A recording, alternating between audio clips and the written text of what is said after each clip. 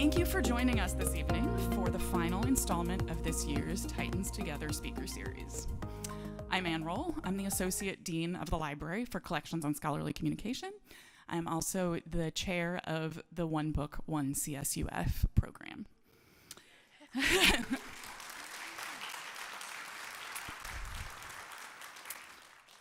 Here at Cal State Fullerton, tonight's event features George Takei, the author of this year's One Book, One CSUF, They Called Us Enemy. This event is brought to you by Pollock Library, the One Book, One CSUF program, the Office of Diversity, Inclusion, and Equity Programs, and the Office of the President. Before we get started, a little housekeeping. This event is being live streamed for viewers who could not make it in person this evening. Welcome. There is a Q&A segment scheduled at the end of this evening. Microphones are set up right here in the center aisle, and staff can assist you to the microphone if necessary at the end of the program. If you have any questions now or during the event about the venue's amenities, please see a staff member who are here to help there outside the door and here in the corners. This evening, with the help of moderators Dr. Sean Walker and CSUF student Walter Passion, we will engage a conversation with our guest, George Takei. Hear more about his personal and professional story. He'll answer some questions that we have for him and make time for your questions at the end of the evening. But before we get to that, it is my pleasure to introduce Cal State Fullerton President Fran Vergy, who is here to welcome us.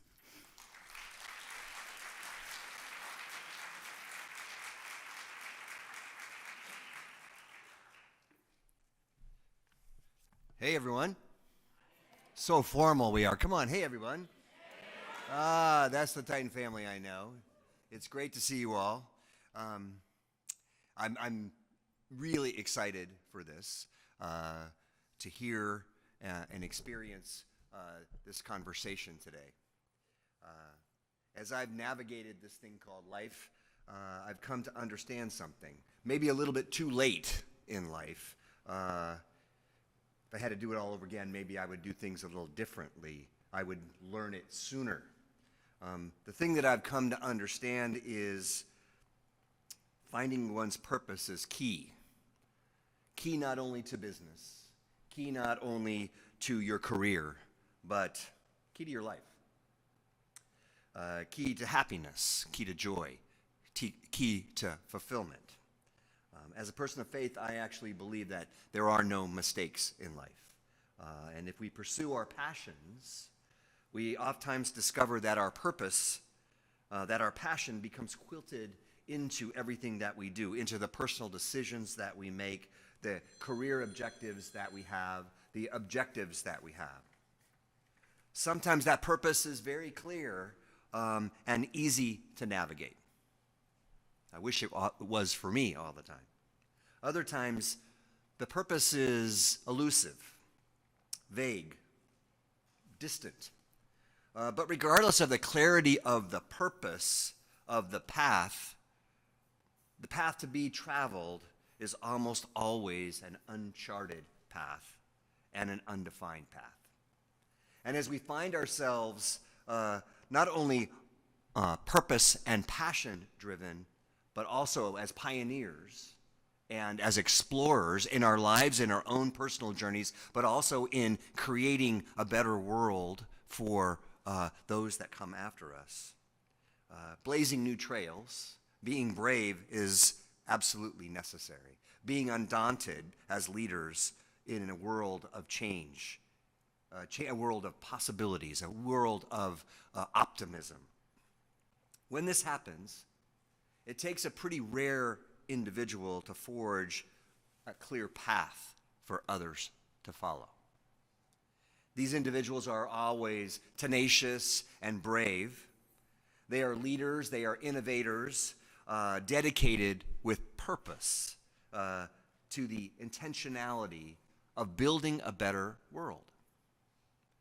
These are the architects of what Martin Luther King always referred to as the beloved community. The desire to build the beloved community. And with bravado and bravery, these leaders often find themselves traveling alone on this journey. They see the world as it could be.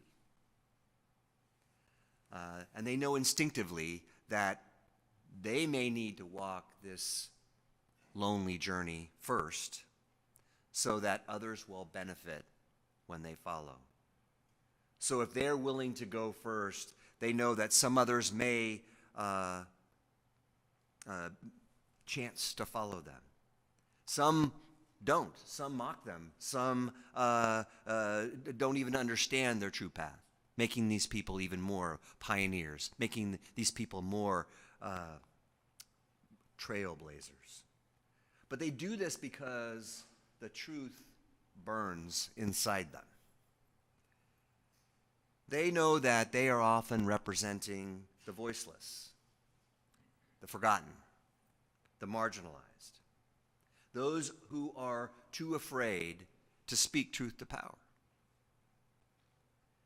This is the all too rare trailblazer who cuts a path into the wilderness and is the future. They are the future so that others can follow, so that others may travel this path toward joy, inclusion, equity, equality, with less trouble and tribulation than the trailblazer.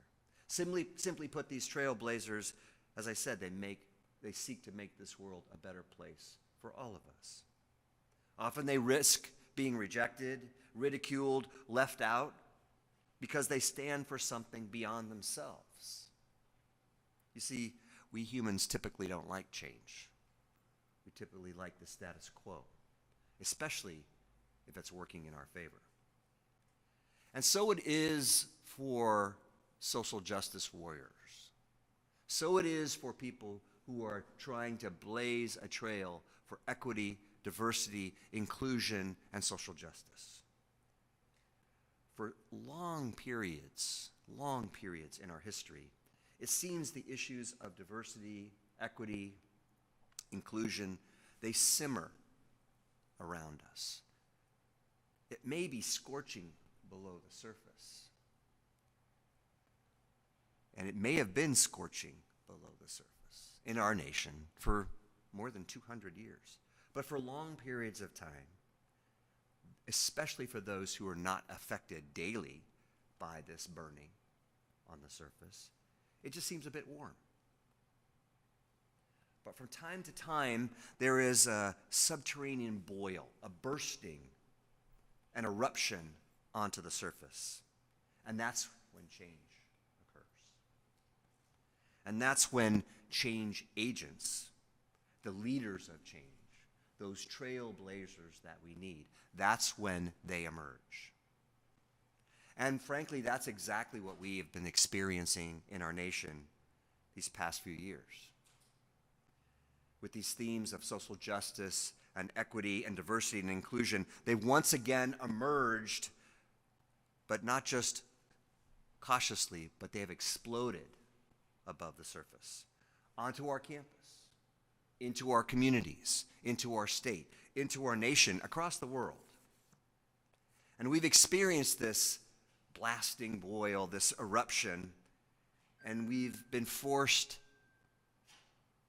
to see the world head on, the world in which we live, to face the fact of the privilege that so many of us have and take for granted, and that we exercise at the expense of others. To acknowledge the systemic and institutional racism and discrimination that were not only formed at the foundation of our republic, but that remain baked into and too often not recognized as fundamental to the parts of our society today. The society that we've created from those foundations. And we have been forced in these past couple of years to confront the prejudice, the marginalization, the discrimination that for too many of our brothers and sisters in this country is nothing more than a daily reality. It's what they experience every day. Now, this is hard work. It's hard to see another person's point of view. It's hard to confront and acknowledge the truth of institutional racism. It's hard to take the time to walk in someone else's shoes. and to know that we actually have more that connects us than separates us. But this work, while in no way trivial at all, it pales. It pales in comparison with the work that we ask daily of those who would otherwise be marginalized in our society as the other. And so it's a work that must be done. It's work that we must do. And here at Cal State Fullerton, at our home, as our center, this is the place in so many ways that work must begin. Our campus needs to be a place where we can have these difficult conversations. Our campus needs to be a place where we can understand those different perspectives. And it needs to be a place for growth and change for the better. And so we get about the work. And part of that work is what we're doing here tonight. To hear from a true trailblazer, a pioneer, a leader who has the courage and willingness to speak truth to power. A person that has not only lived his life in the reality of the true American experience and all its beauty, but has also suffered the injustices and all its painful ugliness as well. A person who, rather than running from that experience, has affirmatively chosen to leverage that experience to make a difference. Has become a voice for so many who are otherwise marginalized, for those marginalized communities that don't have a voice. He chose, and he chooses to become better, not bitter. He chose and he chooses to move from anger to action. He has chosen to build a community rather than conflict. He has chosen to move to hope in order to dissolve hatred. George Takei has lived a lifetime of this example, and I am very thrilled to have him here tonight. He's inspired us to activism. He's humbled us with his work for human rights. Now, to be sure, there's a whole new generation that loves Star Trek and remembers Mr. Sulu. I don't have to be that new generation. I'm there. I remember that from when I was this big. But there is an even larger audience who feels seen, heard, accepted for who they are. And it is because of all the things that George Takei did off the stage, away from the camera. So I'm really grateful for this time that we have to spend to share this space and explore these themes. As a president, I'm a believer in education.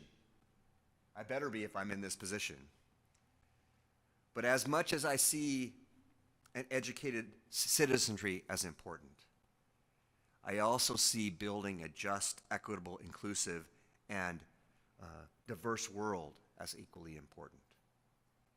And doing that starts on a college campus more than any place else, where not only all of us have access, but we have the ability to excel and to meet our full potential.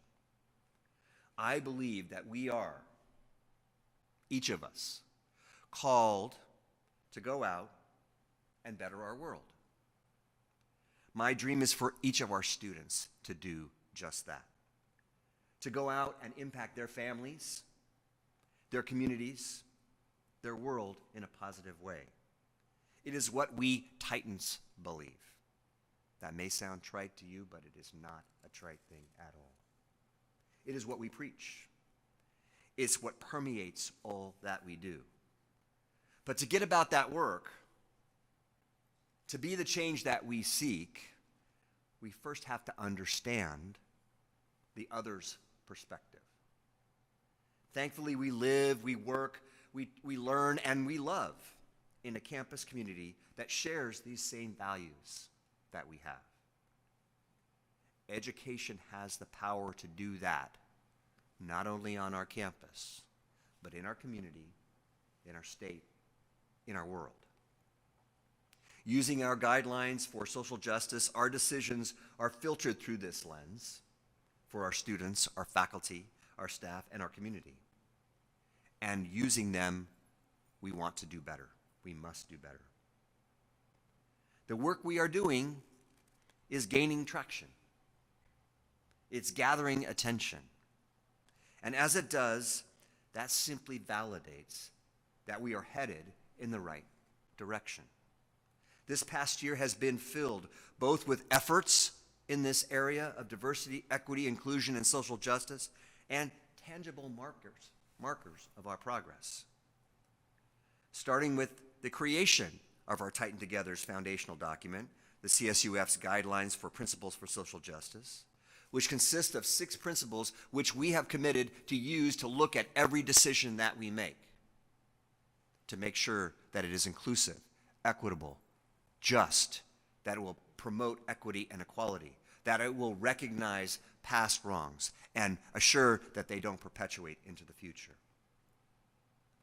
And it's from this work viewed through that lens that this past year, we were just one of 4 institutions in the nation to be named both a Fulbright HSI leader by the U.S. State Department and at the same time a recipient of the Seal of Excellencia from Excellencia in Education, the nation's premier authority in advancing Latinx education. And at the same time, to have the Campaign for College Opportunity recognize us as an equity champion for excellence in transfer students to our campus, for Latinx students and for ADT students. 2 years ago, as part of our diversity, equity, and inclusion program and our commitment, we began the Titan One book program, a program where our campus as a community comes together and commits to a common read, to read together. Last year, we came together in the midst of a pandemic to read The Book of Unknown Americans by Cristina Enriquez, an amazing book, a powerful novel recounting the devastation of marginalization and highlighting the undaunted spirit of an immigrant family coming to our country and looking to find a place of belonging. Now, judging from folks here tonight, many of you had the opportunity to read this year's one book, The Common Read, They Called Us Enemy by George Takei.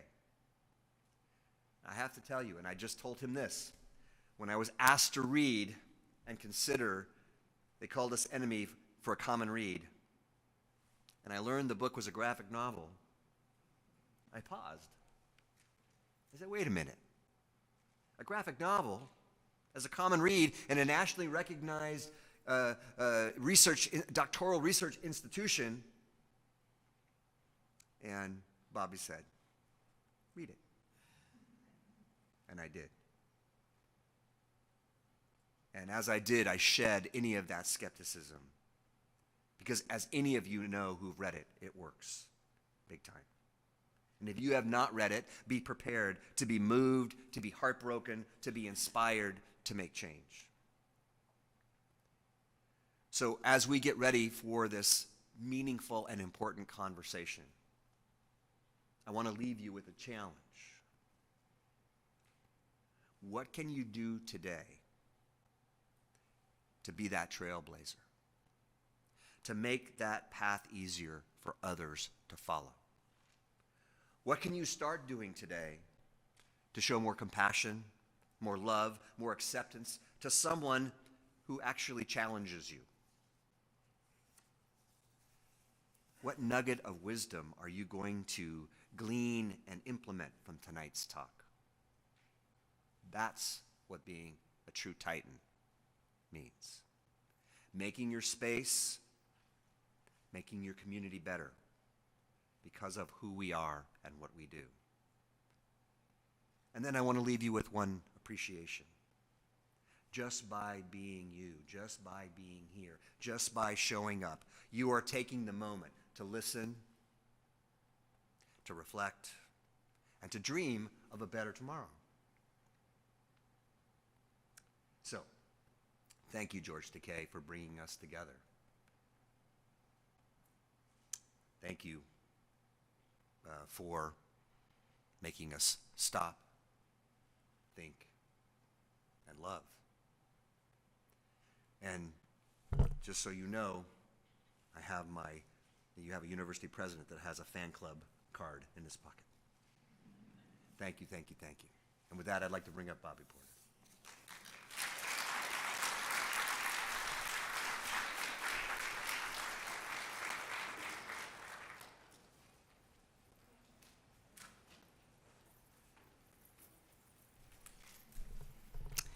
Thank you so much, President Virgie. As I mentioned earlier, our conversation this evening will be moderated by Dr. Sean Walker. Sean is the Associate Dean in the College of the Natural Sciences and Mathematics here at CSU Fullerton.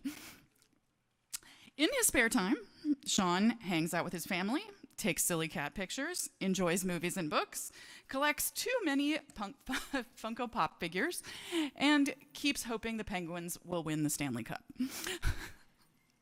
Welcome, Sean.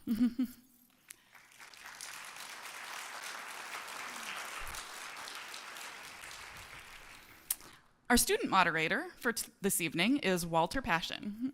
Walter is a fourth-year entertainment arts and animation major who currently serves as vice president of the Pencil Mileage Club.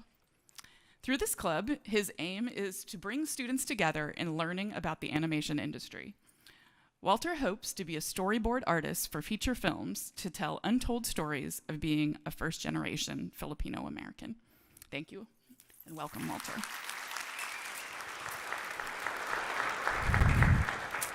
And with that, I am very excited to introduce to you George Takei.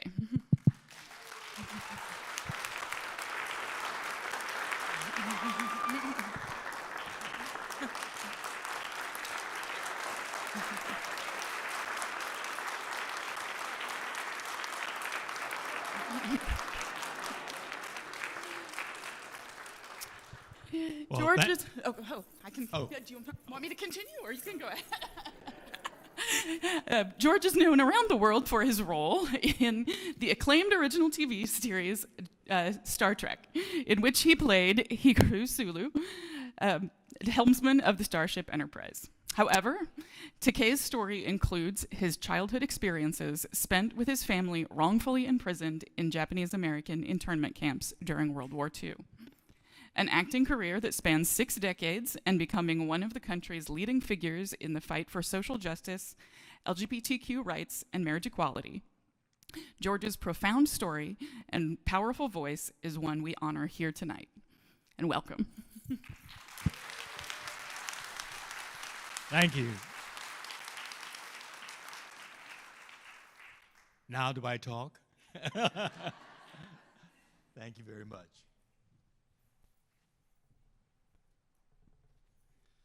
And President Virgie, is he here?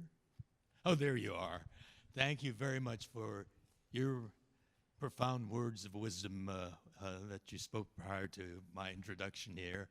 And I feel very much honored by that kind of person who is at the in the captain's seat of this university. And thank you very much for that warm welcome and for the invitation to visit with you all and discuss my my graphic memoir, which was a part of my strategy. I wrote my autobiography where 1/3 of the autobiography deals with the internment experience, but in our conversation, I'm sure I'll be able to discuss why I chose the graphic memoir way to follow up my autobiography, because there was a certain target audience I had in mind. But thank you very much, and I'm looking forward to a lively discussion, having had a chance to visit with each other. And so, Walter and Dr. Walker, I look forward to our discussion. Thank you. And also I want to thank Ann Roll, the Associate Dean of the Library. Thank you for the wonderful introduction of all of us. And Walter? Coincidentally, this is the first question which you mentioned earlier. in your book, They Called Us Enemy, you address serious content in the comic format.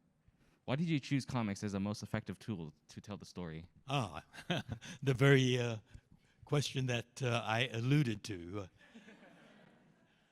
There, as I said, there was a strategy because I had told the story of my childhood imprisonment in full in my autobiography. But even to this day, and certainly 5-6 years ago, I would encounter someone who I considered well-read, well-informed, and I shared my childhood imprisonment with this person, and he was absolutely aghast that something like that had happened in the United States.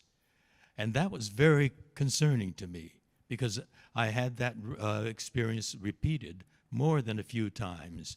There are people, even today, after all of the books that have been written and all of the talks that have words that have been shared on television and in symposia like this, and still there are people that don't know.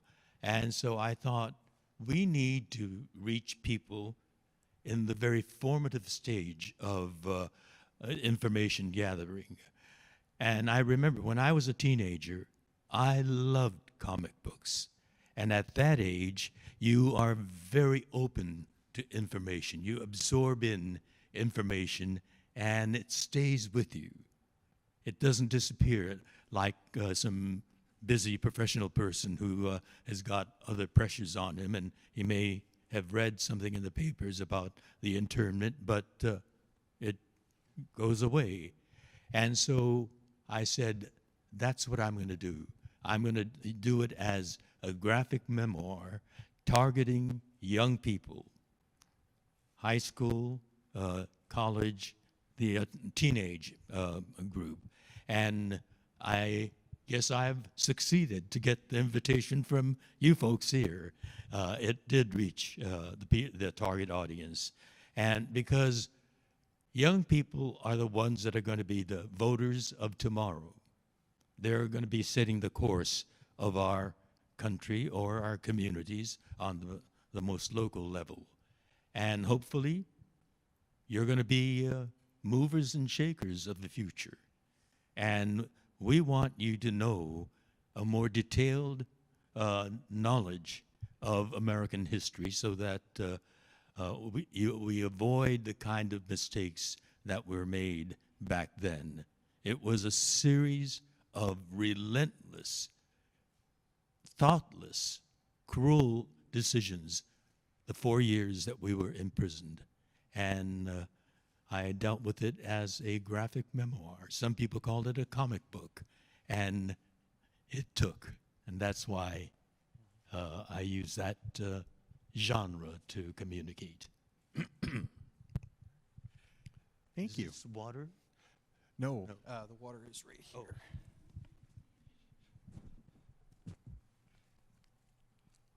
Right. So I've got the second question. What is the significance of the internment of Japanese Americans in American history? Gotta wet the whistle.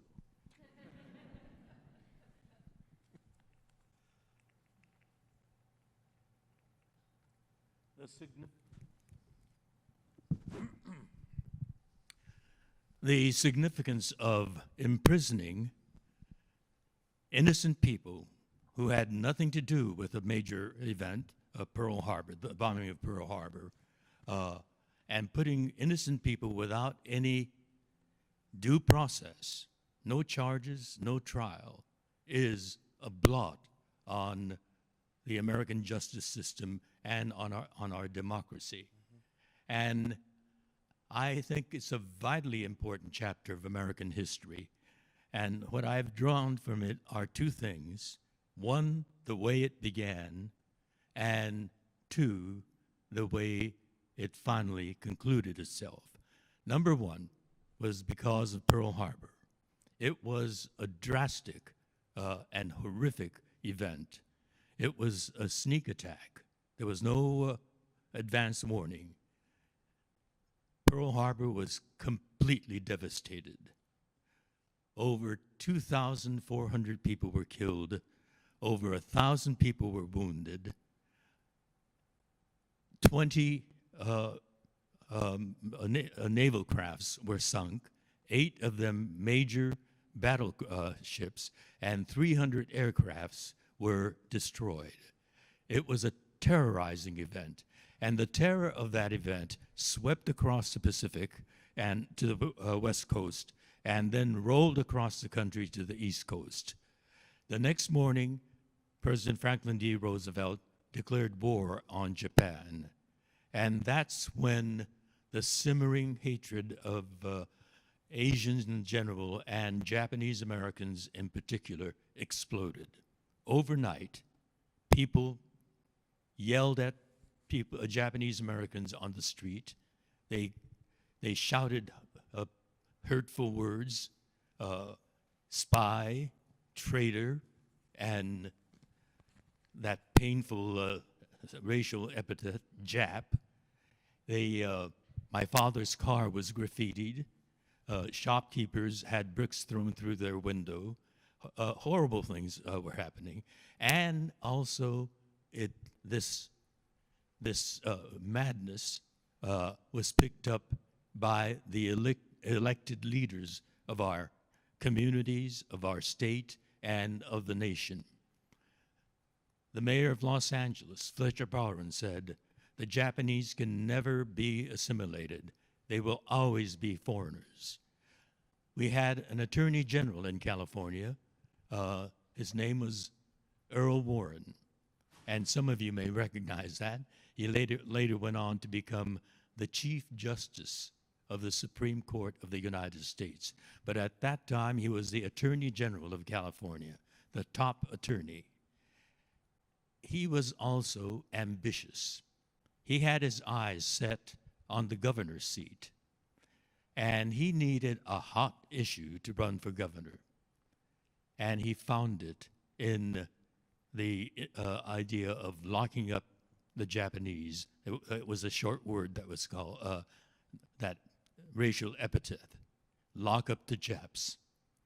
And he made an amazing speech from Sacramento, the capital of our state, and incidentally, my mother's birthplace. She was born in Sacramento.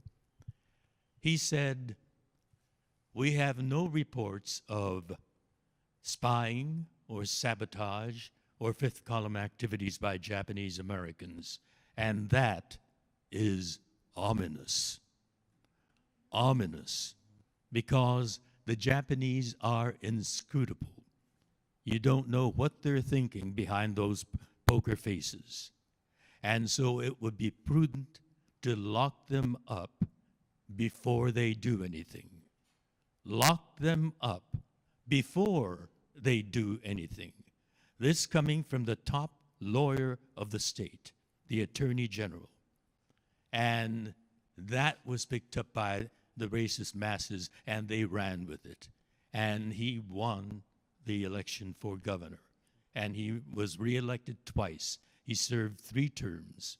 But he won the governorship on that kind of lie. An attorney that was saying, because they didn't do anything, that's why we need to lock them up. This kind of hysteria went all the way to the top of the United States government, the President of the United States. Franklin Delano Roosevelt was a great president in the 30s when this country was in the depth of a devastatingly destructive economic depression. Millions of people jobless, hungry, lining up in long lines for a bowl of soup. And the president's job was to get the economy going. How do you do that with a nation full of depressed people? To galvanize them, he said to them, "There's nothing to fear but fear itself." But when Pearl Harbor was bombed, as I said, that was a sneak attack. We weren't prepared for it. And he realized he had the entire West Coast open and vulnerable, and he became fearful, and he acted on his fear. FDR was a human being, and he made a human mistake that was devastating to a whole group of people. He signed Executive Order 9066, which ordered all Japanese Americans on the West Coast without any charge or trial or due process. And due process means when you're rounded up or arrested, you have a right to know why. You have a right to know what the charges are. And then you have the right to challenge those charges in a court of law, where you have a trial, and those that's accusing you of something has to come up with the evidence, the proof of to back up the charges. And if the charges are true, then you are punished. But if the charges are not true, you're let go. In our case, there was no charge, and therefore no trial.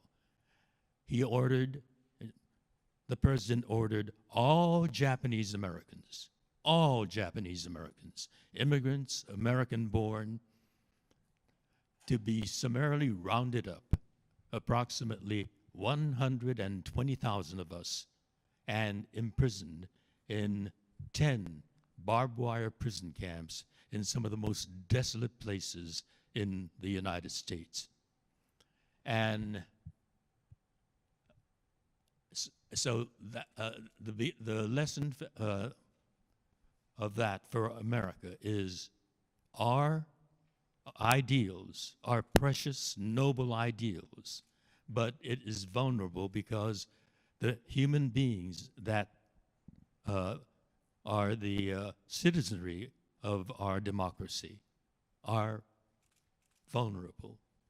They can be swept up by the terror of the time, the hysteria of the times, and act without mindful recognition of the ideals of our justice system. A government ruled by law, a government of equal justice, a government that observes due process. That all disappeared, and hence we were imprisoned. That's lesson one.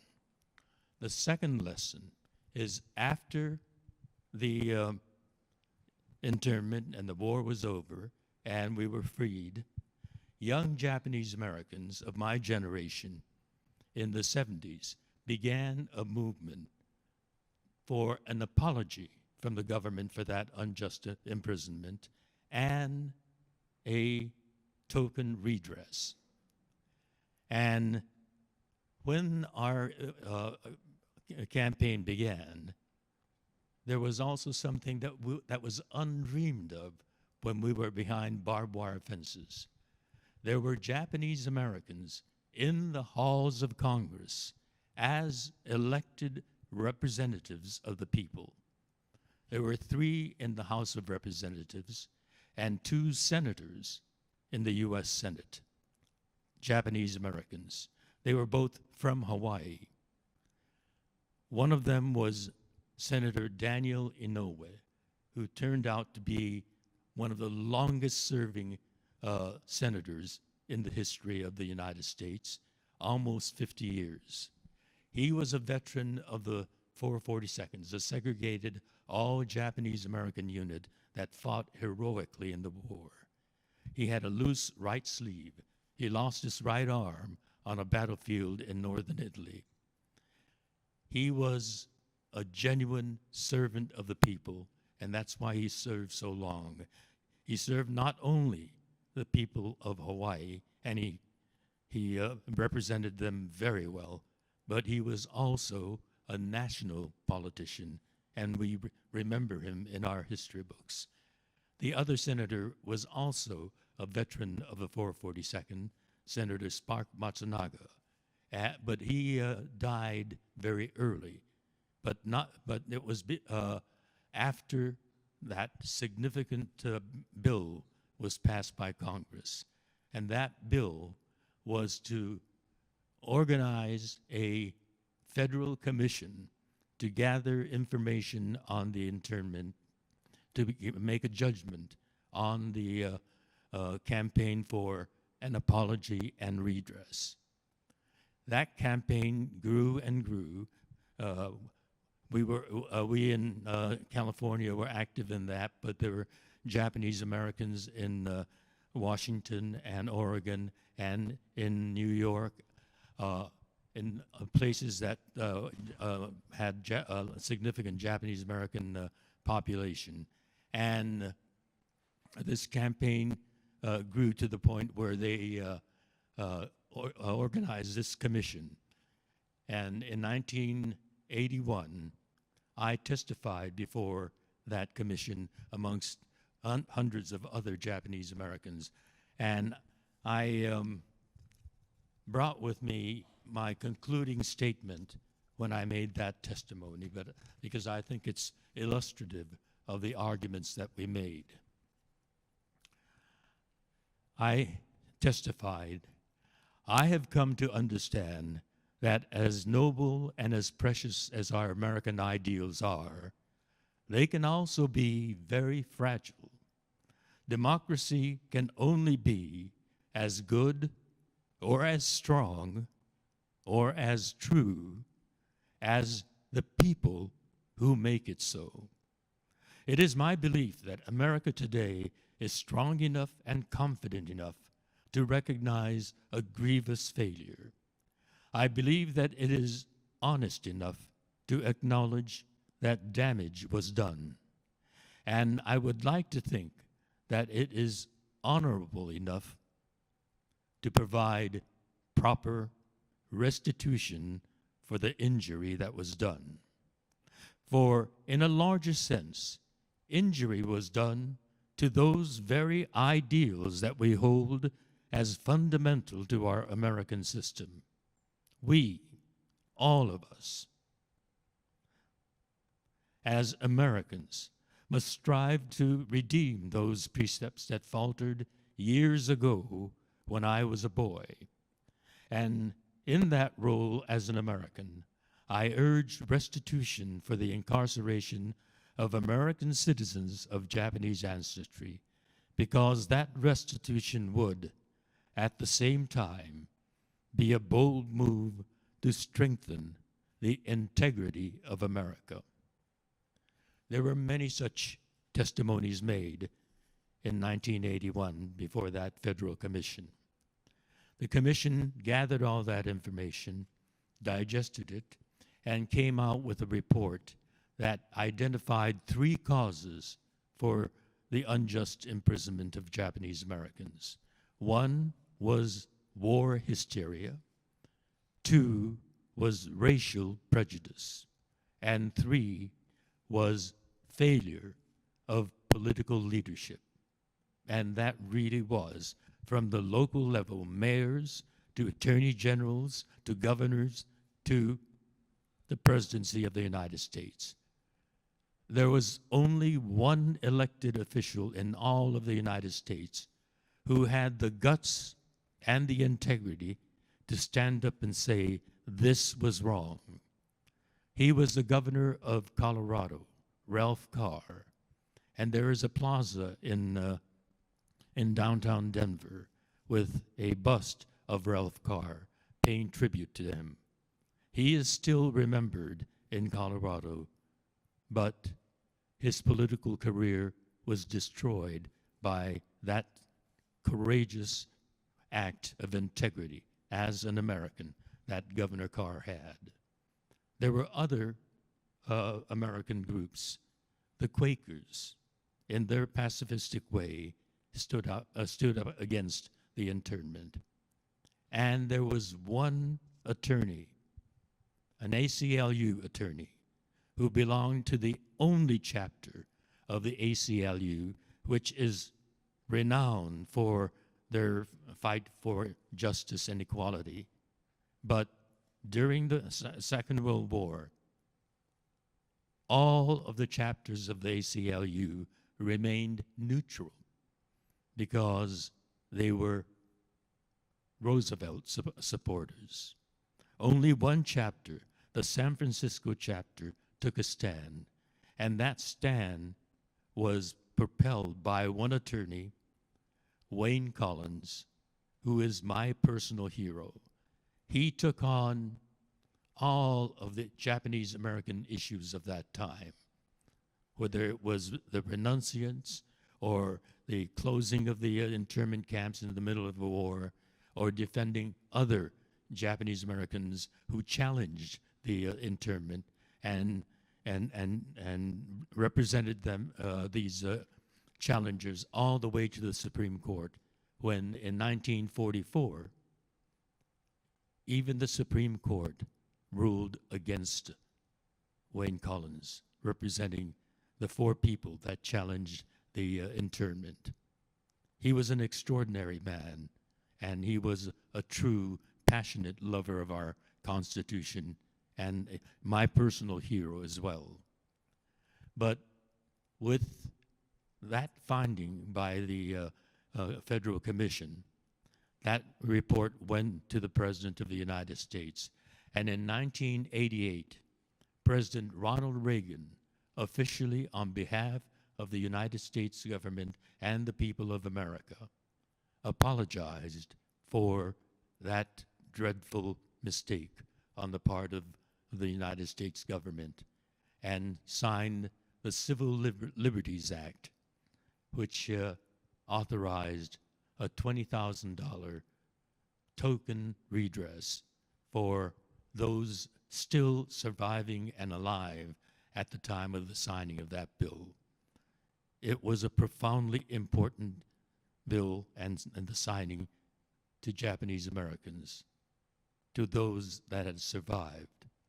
But in my family, my father was the one who bore the pain and the burden and the humiliation and the anguish of the internment the most. And he had passed in 1979, too early to know that there would be that apology. And that apology would have been so profoundly meaningful to him. But so there was that bittersweet element in that apology. But there is that second lesson. We citizens have a responsibility as Americans. Our democracy is existentially dependent on those who cherish our ideals, our Constitution, and actively participate to give meaning, to give substance, to make those shining words true. That is the lesson, the second lesson to be learned. Why the internment began by dereliction and racism and failure of our leadership, and how it concluded with the citizenry actively participating to put meaning and truth to those words. Our democracy is a people's democracy. It is a participatory democracy, and it is dependent on all of us to actively engage in the process of democracy. Thank you.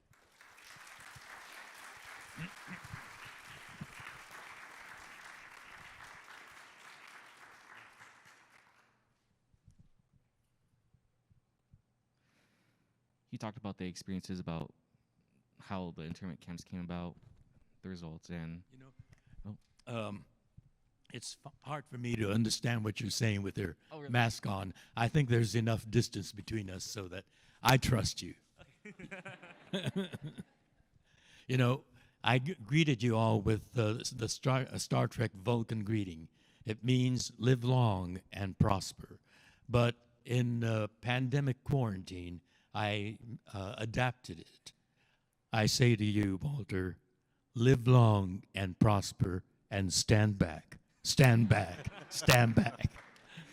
I love doing this, particularly when I'm in a Zoom conversation with somebody, because I aim the stand back to the camera on on my computer, and it gets magnified and enlarged to make sure they get the message. Thank you for that.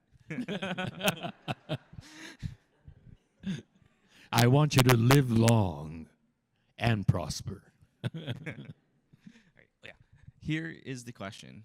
You talk about the overall experience of the Japanese Americans in the internment camps, but how did you, being in an internment camp at such a young age, influence your life and career? I have memories of our imprisonment, but my memories, as I tried to depict in They Called Us Enemy, is dramatically different from my parents, my father and mother's experience. And I wanted to capture that, the innocence, when we were, when we were rounded up, the camps were busily being built in all of the desolate places in the country. And they had to put us somewhere.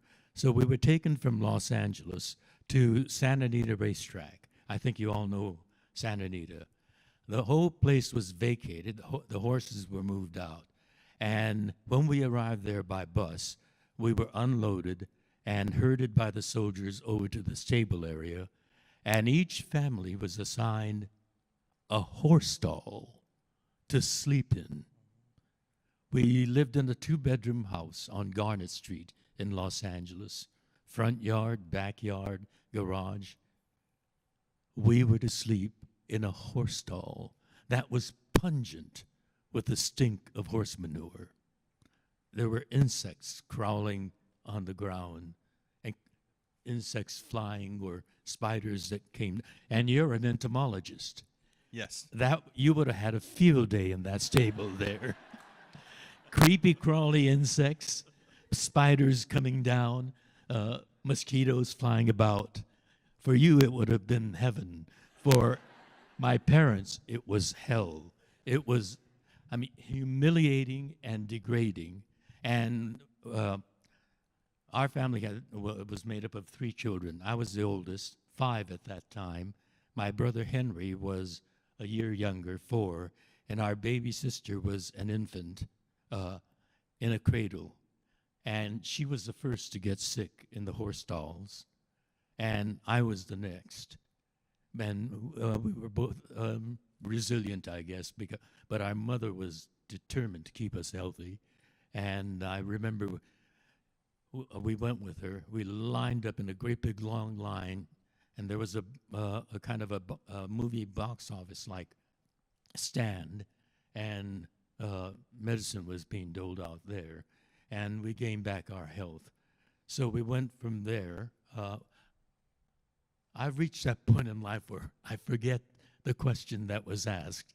What was your question? I launch off in a response, and I get, I'm a rambler, so I ramble and forget the point I'm trying to make.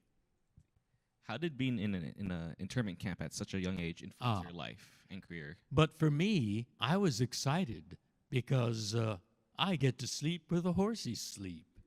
For my parents, it was a devastating experience, humiliating, and for my poor mother, trying to keep her children healthy. So there's that contrast there. When it was announced that we were to be moved from Santa Anita to the camp, that was the construction was completed. My father told us that we were going on a long vacation in the country and on a train. Henry and I were really excited. We get to go on a vacation and a train ride to boot. And so, we were looking forward to the train ride. And we had, yes, it got boring a little bit. My mother was prepared for it by hefting on a huge duffel bag. And that was filled with animal crackers and Cracker Jack and lollipop and other goodies and storybooks for my father to read to us. And so we had a wonderful 3 days and 2 night ride across the country. But for our parents, I mean, there were soldiers at both ends of each car, like criminals, and there was no one that looked like they were going on a vacation. Everybody was sober, and I wondered why some ladies were crying. So my perspective on that being taken to a prison camp, which is what it was totally different from that of my parents. We were taken to the camp in Arkansas called Rower, and when we approached the camp, the soldiers started walking up and down the aisle going, roar, roar, roar. I thought these soldiers were trying to frighten us by acting like lions, going around saying, roar, roar. I wasn't afraid of them. They were soldiers, not lions. They were actually trying to say the name of the camp that we were approaching, Rohwer, Rower. But, these southern soldiers have an accent. And I took it to be roar. So two different perspectives. I was too young to understand. But after a year in the Arkansas camp, something else happened. The government realized that there was a wartime manpower shortage. And here were all these young people that they could have had, but they had categorized all of us as enemy aliens, which was crazy to begin with. We weren't the enemy, and those of us who were born here were not alien. We had passports, and yet this totally irrational thing called aliens was applied to us, and enemy alien. And so their dilemma, government's dilemma, was how to justify drafting young people that they categorized as enemy alien out of a barbed wire prison camp to serve in the United States military. They solved that problem by thinking of making all of us over the age of 17, whether 17 or 87, and whether they're immigrants or American born, to sign a loyalty questionnaire. Outrageous, just fundamentally. After they impoverish us, take everything from us, and put us in barbed wire prison camp, and then they decide they want us to serve in the military. The irony is, right after Pearl Harbor, some Japanese American young men immediately rushed to their recruitment centers to volunteer, like all young Americans did. This act of patriotism, which that was, to volunteer to serve in the U.S. military, was answered with a slap on the face. They were denied military service, categorized as enemy alien, and put into a barbed wire prison camp. And now they were asking them to sign a loyalty questionnaire. In the chaos and confusion of wartime, many incompetents got lodged in important positions of bureaucracy. And clearly, these incompetents were appointed to draft the loyalty questionnaire. It was a series of about 30 questions, most of them fairly innocuous. What kind of work did you do? Where did you live? But there were two key questions, critically important questions, that they wanted yes answers to. Question 27, one of the two critical questions, asked, are you willing to serve in the U.S. military on combat duty wherever ordered? Everyone over 17 had to answer to it.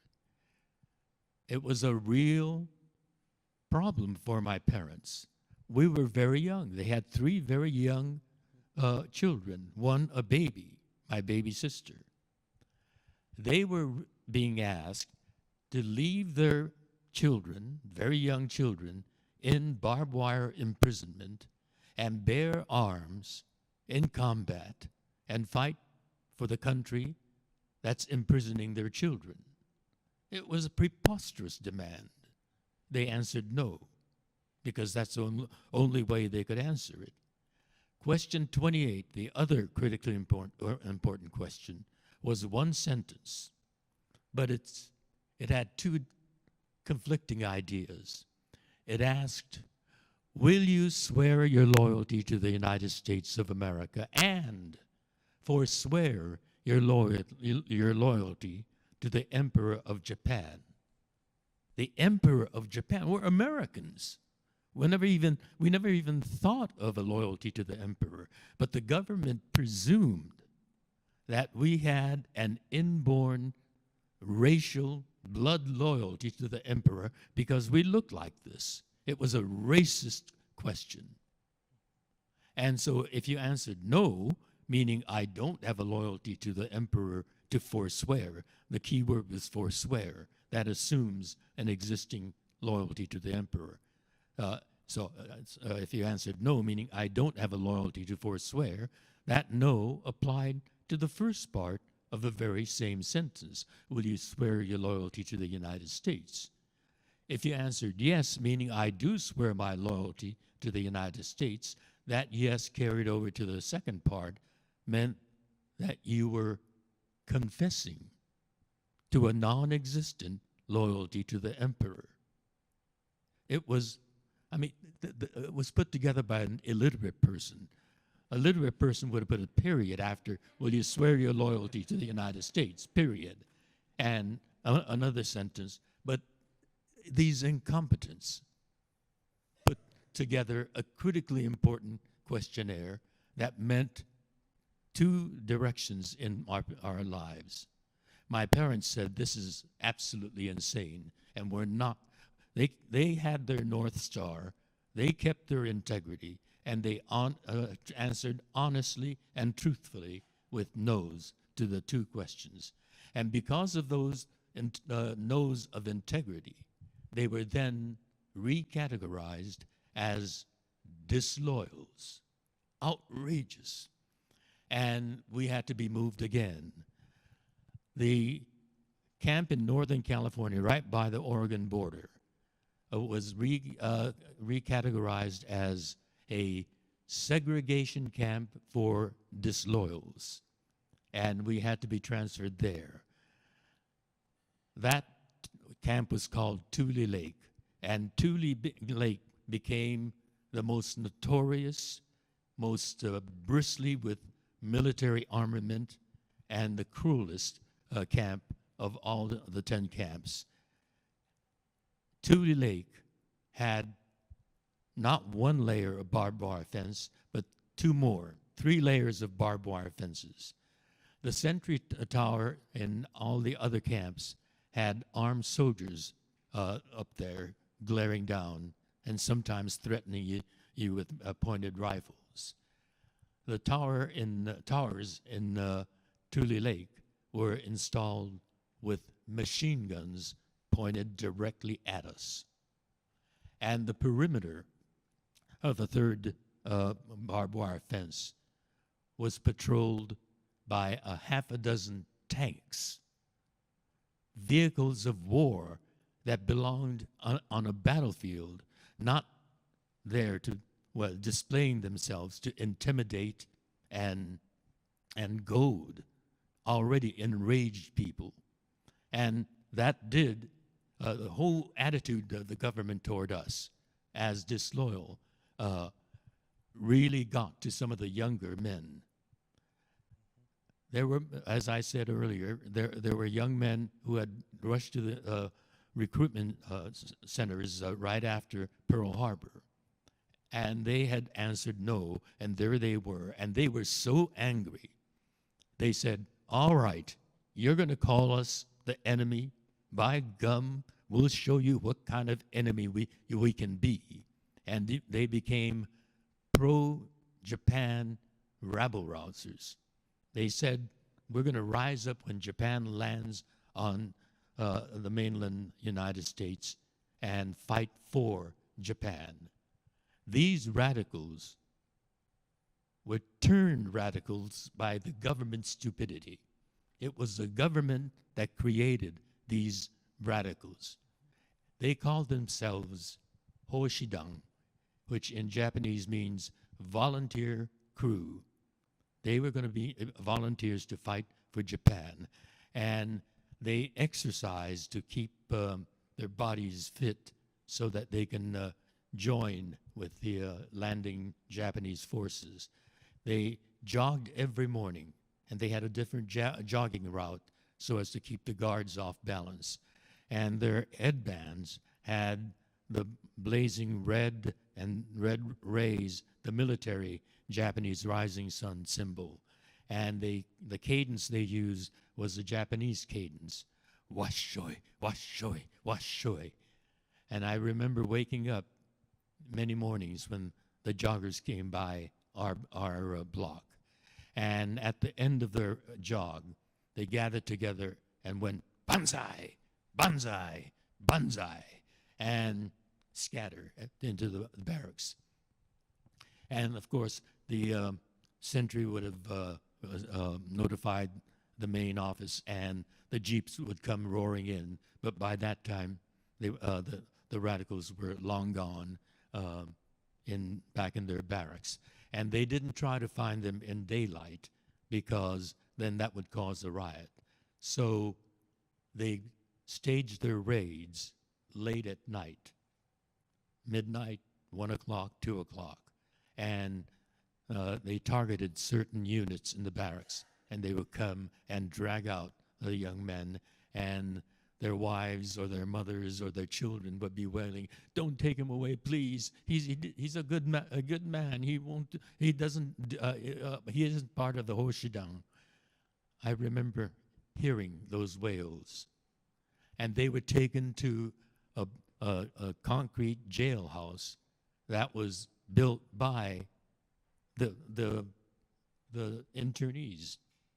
They forced the internees to build their own jailhouse behind 3 barbed wire fences.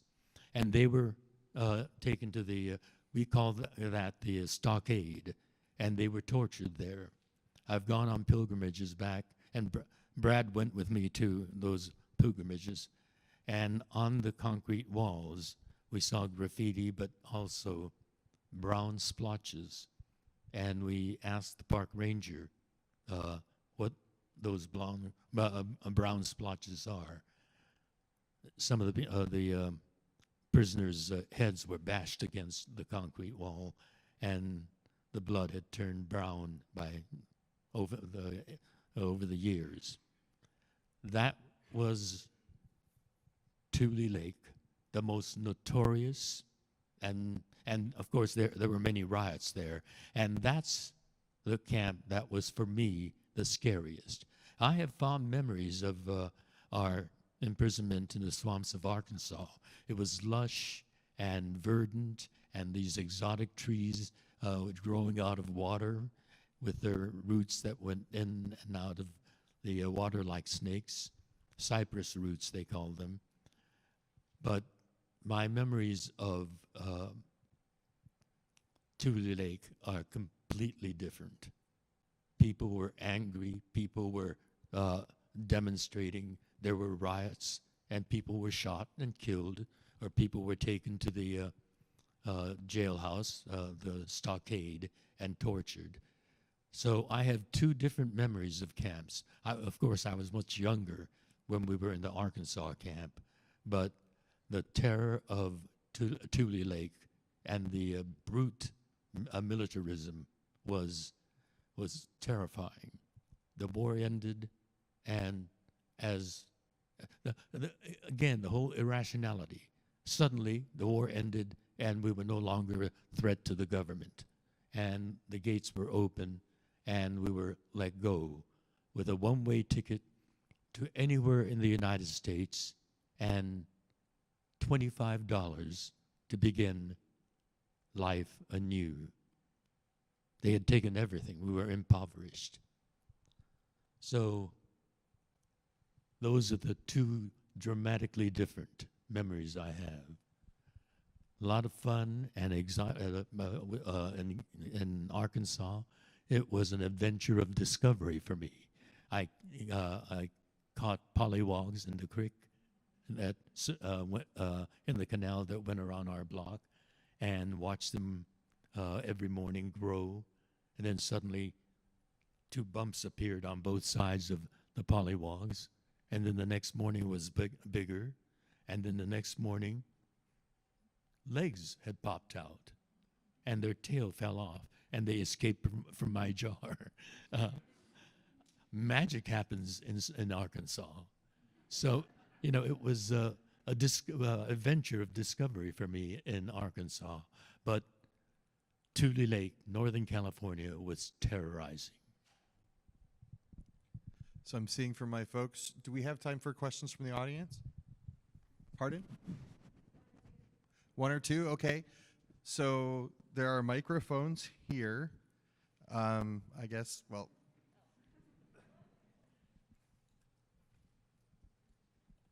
The bird's closest to the mic.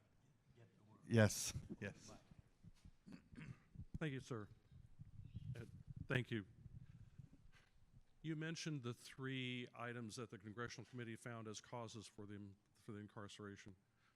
Do you see any hope that America can withstand the hypocrisy, or the hysteria, the animus, and the dereliction of leadership that we're encountering today? Yes, as a matter of fact, I've seen it, and this is what gives me hope. We had another president. He wasn't like FDR. He was all a series of mistakes and lies, and the first thing he did when he got into the White House was signed another executive order. We call it the Muslim travel ban. And the reaction of America to that was completely different. I'd like to think we had learned the lesson from the imprisonment of Japanese Americans. Thousands of young Americans, many of them lawyers throughout the country, rushed to their respective airports to welcome Muslims coming into the country. And the lawyers provided legal advice and other assistance to those coming into the country. And the Deputy Attorney General of the United States, Sally Yates, said to Donald Trump, and she said it publicly, "I will not defend this executive order." So it's 2 steps forward, 1 step back. 3 steps forward, 1 step back. We are making progress, although we still see other repetitions of our various hysterical people and hypocritical people to make mistakes, but we are making progress. Hi, changing gears just slightly, but you mentioned that you made your memoir a graphic novel because you wanted to reach a younger audience, and younger audiences are so susceptible to new ideas. I grew up watching Star Trek, almost all of the series, and it had peace and long life. It had such a profound impact on me. I grew up wanting to be Deanna Troi, and now I'm finishing my program to be a counselor, and I'm a student therapist. And no need to clap,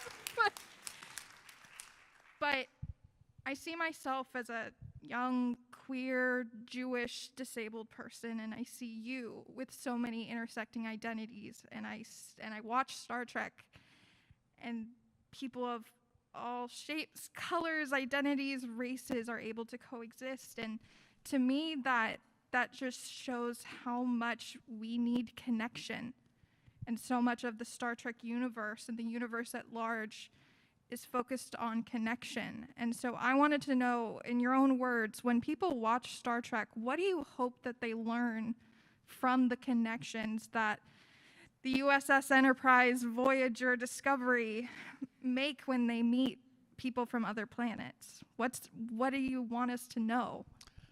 Well, the creator of Star Trek, Gene Roddenberry, was really a remarkable man.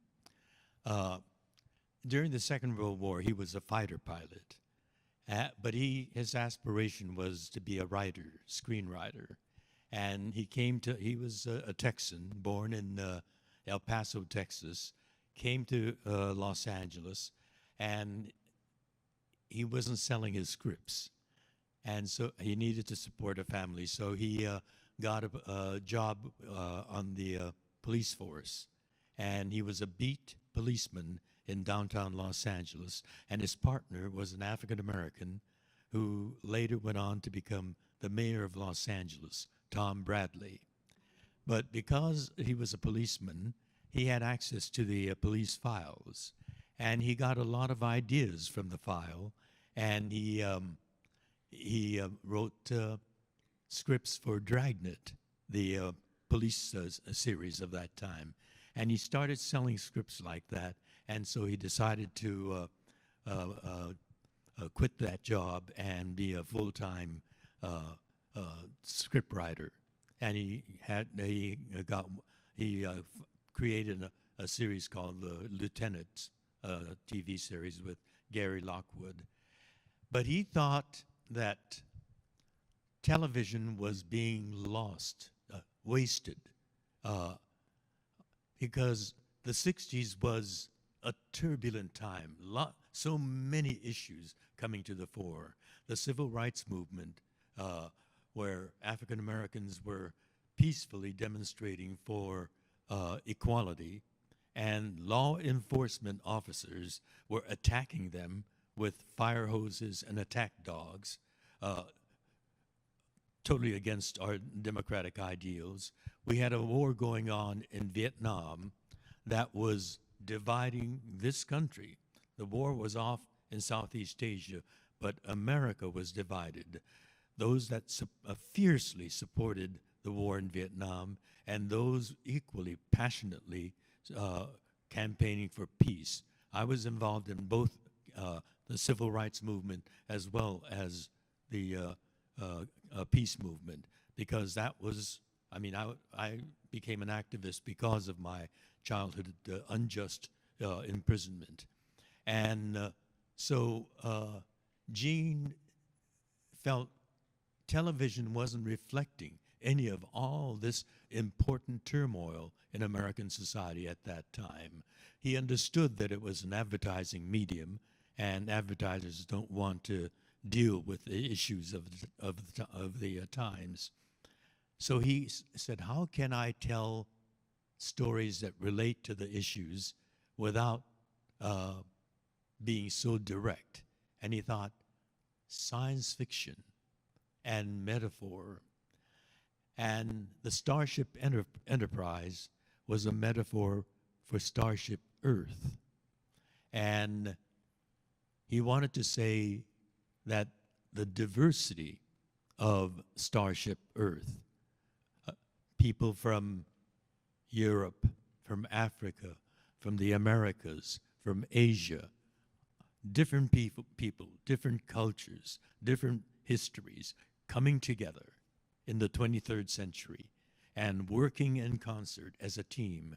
And so that was the strength, diversity coming together, being able to see a common challenge from many different perspectives, many different cultural experiences. And at the same time, the Starship Enterprise was a much more engaging, interesting, livable place because of that diversity. And so he wanted to portray that. And that was an organic part of the philosophy. We had the acronym IDIC, IDIC, for infinite diversity in infinite combinations. That's the strength, and also what makes life on board the Enterprise so engaging. And you saw it certainly on the original series and in the Next Generation. but that idea got more and more thinned out as it transmogrified in each new spin-off iteration. But that was the original Gene Roddenberry philosophy and image that he wanted to dramatize. Thank you so much.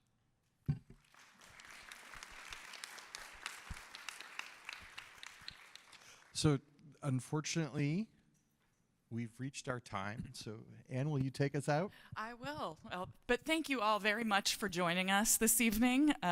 Especially thanks to Sean and Walter and, of course, George Takei. So...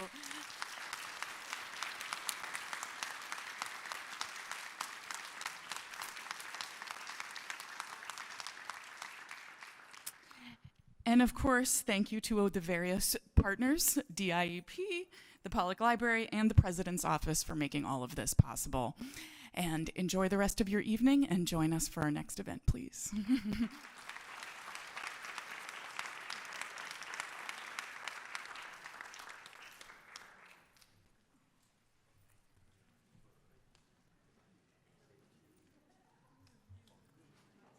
it's nice seeing you as fellow Arkansas attorney.